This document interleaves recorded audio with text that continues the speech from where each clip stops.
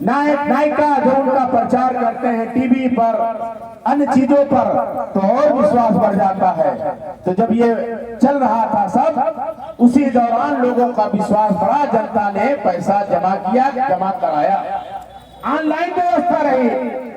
उस समय सरकार ने क्यों नहीं निगाह किया, क्यों नहीं पाबंदी लगाई, क्यों नहीं नियम लगाया? जब हमारे करोड़ों करोड़ों लोगों के साथ धोखा हो गया, पैसा लेकर बड़े बड़े लोग कंपनियां बंद कर लिया, अंडरग्राउंड हो गए, तो अंडरग्राउंड लोगों को खोजने की जिम्मेदारी, जिस तरह रजिस्ट्रेशन की जिम्मेदारी बनती है, उसी तरह उनको खोजने की, उनको लाने की, उनकी प्रॉपर्टी जब्त करने की और जमाकर्ताओं के पैसा वापस करने की और एजेंटों के साथ हो रहे अन्याय से को रोकने की जिम्मेदारी भी शासन, प्रशासन, जिला प्रशासन और वित्त मंत्रालय भारत सरकार की है। जिला प्रशासन इसलिए है कि हम आपके जनपद में निवास करते हैं, 40 लाख लोग आपके जनपद में निवास करते हैं, 20 लाख मतदाता हैं, और जो व्यस्त हैं, जो कमाऊ हैं, जो नहीं कमाऊ हैं, उन्होंने खून पसीने का पैसा जमा किया है। तो सबसे पहले दरखास्त और द्वास जो हम जिला अधिकारी से करेंगे, जिला के जनपद प्रतिनिधियों से करेंगे। जिला अधिकारी की जिम्मेदारी बनती है कि आप जिले देश की सबसे बड़ी परीक्षा पास करके आए हैं, आपने वित्त मंत्रालय को पढ़ा है, आपने राजस्व मंत्रालय को पढ़ा है, आपने चिट फंड को पढ़ा है, आपने बैंकिंग व्यवस्था को पढ़ा है, आप तो हर विषय के परिपक्व माहिर हैं। तो जमाकर्ताओं का जो पैसा जमा हुआ है, उसको शासन प्रशासन से पैरवी करके, उनसे वार्ता करके, उनके जो है मंत्रालय से वार्ता करके और उन जैसे तैसे पैसा वापसी का भी जिम्मेदारी आपकी बनती है। आप पर विश्वास है, भरोसा है, इसलिए ये सारे जमाकर्ता और एजेंट सहित अपने लोगों का पैसा दिलाने के लिए कई महीनों से आपकी चौखट पर पड़े हैं। आपसे पहले भी नियम थे, आपके बाद भी नियम होंगे। ये पद की गरिमा है, हम पद से जो है दरख्वास्त करते हैं। इसलिए मेरा जो जमाकर्ताओं की तरफ से, यहाँ पे पदाधिकारियों की तरफ से, भीम आर्मी भारत एकता मिशन और नगीना के सांसद चंद्रशेखर आजाद की तरफ से भी निवेदन है कि इस आंदोलन को और आगे न जाने दीजिए, इनके साथ न्याय करिए, इनका खून पसीने का जमा हुआ पैसा इनको वापस कराइए और ये शासकों अपने घर जाएं, अपनी व्यवस्थाएं पुनः संचालित करें और भविष्य में ऐसी जो कंपनियां रजिस्टर्ड कराने जाएं उन पर शिकंजा करें और उन पर जो है पाबंदी लगाएं। आपने रजिस्ट्रेशन न किया होता, आपने हरी झंडी न दिखाई होती, आपने प्रचार न किया होता, ये भोली भाली जनता अपने खून पसीने का पैसा इन बैंकों में न जमा करती। इसलिए इसके दोषी 75% आप हैं, 25% कोई दूसरा हो सकता है, और जहां पर 75%, 33-40% पर तो बहुमत बन जाता है, 75% आपकी जिम्मेदारी बनती है, तो 75% वालों से ही तो न्याय की गुहार की जाएगी। ये आंदोलन यहीं पर रुकने वाला नहीं है।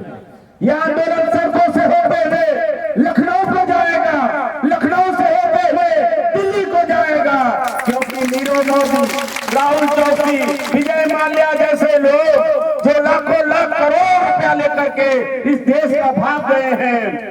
आपने तो कहा था काला धन लाएंगे, आपने तो कहा था 15 लाख रुपए देंगे। अरे हमारे जमा किए हुए रुपए हमको वापस करा दीजिए, हमको सुकून से जीने दीजिए, हमारे जमाकर्ताओं के एजेंट के ऊपर कहर न ढोएं। यही होगा, वो जो लेके चले गए जाने दीजिए। कब लाएंगे काला धन, कब देंगे 15 लाख रुपया?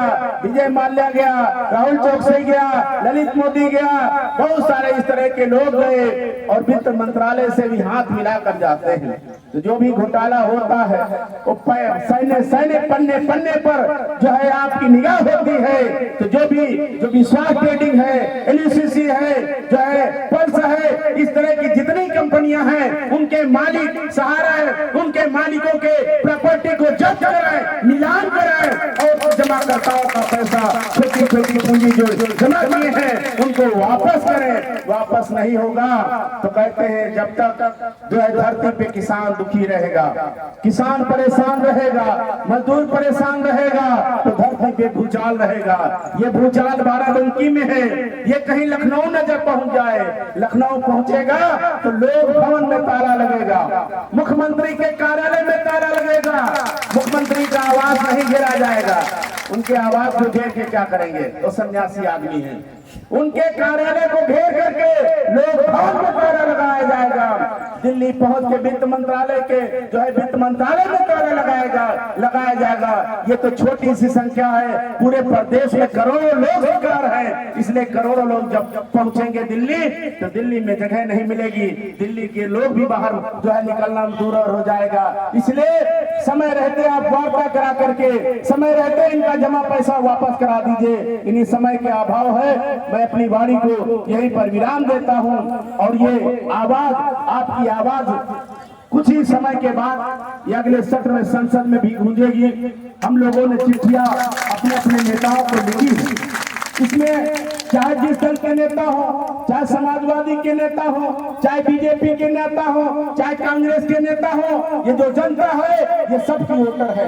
किसने किसको वोट दिया वोटर जानता हो, नेता भी नहीं जानता। इसलिए हमने चाहे बीजेपी के विधायक हो, चाहे समाजवादी के विधायक हो, चाहे कांग्रेस के सांसद हो, चाहे अन्य दल के हो, सभी नेताओं से भी दरखास्त है, आप जनता के प्रतिनिधि हैं, आप हमारे प्रतिनिधि हैं, हमारे नौकर हैं, हमारी आवाज को विधानसभा में नहीं उठाएंगे। अगर हमारी आवाज को विधानसभा और लोकसभा में नहीं उठाने का काम करेंगे तो हम अपना कूच दूसरा राउंड अधिकारियों के बाद नेताओं के घरों में ताला भी लगाने का काम करेंगे, क्योंकि हमने जिताया है, हमने अपना रहनुमा बनाया है, अपना नेता बनाया है, अपनी आवाज संसद में भेजी है, अपनी आवाज विधानसभा में भेजी है। यदि आप हमारी आवाज नहीं उठा सकते हैं, लानत है आपकी विधायकी को, लानत है आपकी संसदी को, तो आप या तो इस्तीफा देके चले आए तो आपसे कोई शिकायत नहीं होगी। और जब तक आप जीते हुए पद पे जिम्मेदारी के साथ हैं, आपको इनकी आवाज में आवाज मिलाना होगा, आपको इनकी लड़ाई लड़ने के लिए जिनकी चौखट पर आना होगा, इनके धरने में शामिल होना होगा, इनका विधिक अविधिक पैरवी करके इनके साथ न्याय दिलाना होगा। नहीं तो ये जनता भी आपकी भी तरफ कूच करेगी, तो आपके घरों में भी ताला लगा देगी, तो आपको जो मिला हुआ गनर है, मिली हुई गाड़ी है, मिला हुआ वेतन है, बंद हो जाएगा। इसलिए हर साल में 5 साल में हम चुनने का मौका मिला है, आप दोबारा रिपीट हो, दोबारा आवाज बने। इसलिए हमारी दरख्वास्त है जिले के 6 विधायकों से, जिले के सांसद से, 2 सांसद हमारे जिले में है, एक आदरणीय तनुज पुनिया जीते हैं, बहुत पढ़े लिखे हैं, लेकिन उनसे भी दरख्वास्त है यहाँ पर बैठे हुए लोग उनके करीबी हैं, मेरी आवाज उन तक पहुंचा दी जाए। यदि तनुज पुनिया ने भी आवाज को संसद में उठाने का काम बलपूर्वक नहीं किया तो उनके घर में भी ताला लगा दिया जाएगा। चाहे वो मेरा सांसद हो, चाहे तेरा हो, ये मेरा तेरा नहीं चलेगा, न्याय की लड़ाई पर चलेगा।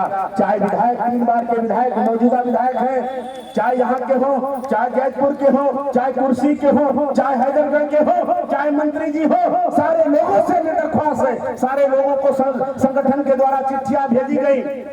सत्ता पक्ष वाले तो नहीं आए तो मानते हैं, लेकिन विपक्ष वाले भी नहीं आए तो ऐसा लगता है कि विपक्ष और सत्ता एक साथ है। ये दोनों लोग जो है जालिम बन गए, या सत्ता और विपक्ष एक साथ होकर के जनता के साथ जो है जालिमाना हरकत करेंगे तो दोनों पक्ष और विपक्ष को भी सड़कों पे निकलने नहीं दिया जाएगा, और दोनों को एक साथ रख करके एक मायने में पैखाने में न रखा जाए, नहीं तो आपके जो है ताले लग जाएंगे और आपको निकलना दुर्लभ हो जाएगा। इन्हीं बातों के साथ मेरी बात को यहीं पर मैं विराम देता हूँ। यदि कोई बात किसी को कट लगी हो मुझे क्षमा करेगा। और शासन प्रशासन से जिलाधिकारी जो हमारे जिले में तैनात हुए शशांक त्रिपाठी जी बहुत ही विद्वान हैं, बहुत ही सामंजस्य है, उच्च प्रशासन में उनकी अच्छी पकड़ है। मैं उनसे दरखास्त करूंगा कि आप हमेशा मुख्यमंत्री कार्यालय में रहे हैं तो जनता की आवाज ये ले जा करके मुख्यमंत्री जो है प्रमुख सचिव, गृह प्रमुख सचिव, वित्त प्रमुख सचिव, प्रशासन, रजिस्ट्रेशन, इन लोगों से बात करके हमारे असहाय गरीब लोगों का जमा पैसा को शीघ्र वापस कराएं, जिससे आपकी जाने के बाद आपकी जो है याद हमेशा आती रहे। जिस तरह इस जिले में बाबूलाल मीणा डीएम रहे, जिस तरह इसमें रोशन सिंह जैकब डीएम रहे, जिन्होंने एक ऐतिहासिक काम करके हमारे जिले में हमारे जनता में जो है छाप छोड़ दिया। इसी तरह जिस दिन आप भी पैसा दिला दे देंगे, आप जनपद में, प्रदेश में किसी कोने में रहेंगे, आपकी याद हमारे लोगों को, गरीबों के जुबान में आती रहेगी, दिमाग में आती रहेगी, आपका चेहरा आंखों में आता रहेगा। हम ऐसा ही दरख्वास्त करते हुए अपनी बात को विराम देते हैं। जय भीम, जय हिंद, जय भारत।